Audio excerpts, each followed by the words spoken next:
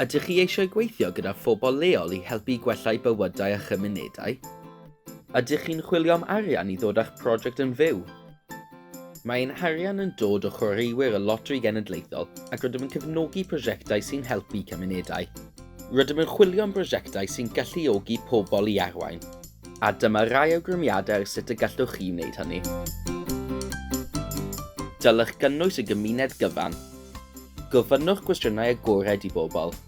Beth yw'r problemau a sut gallwch chi gydweithio gan ddefnyddio ac adeiladu ar eich cyfderau i'w taclo nhw. Ceisiwch siarad â nifer o bobl a phosib. Peidiwch â siarad dim ond gyda'r bobl sy'n dod i'ch gweithgareddau fel awfaw. Ystyriwch siarad â'u teuluoedd a ffrindiau, eu gofalwyr a grwpiau eraill yn y gymuned. A chofiwch siarad â phobl eraill nad ydych yn ei adnabod mor dda, ond y gallai eich prosiect ei helpu nhw hefyd. Gall fod yn anodd cael pobl i siarad â chi am beth yw eu baw nhw am y problemau, felly ceisiwch feddwl am ffyrdd eraill o siarad â nhw mwyn cael y gwaith gorau posib o'r sgwrs.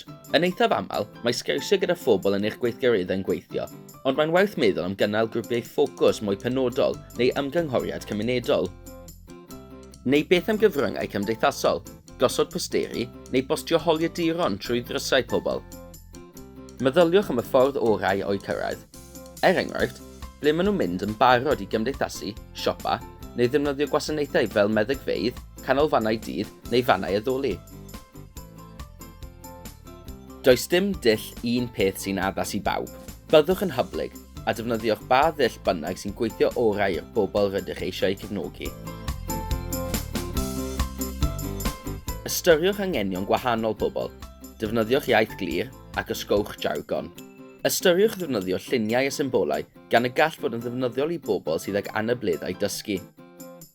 Cofiwch wneud yn siŵr fod y rhain ar gael yn Gymraeg a Saesneg.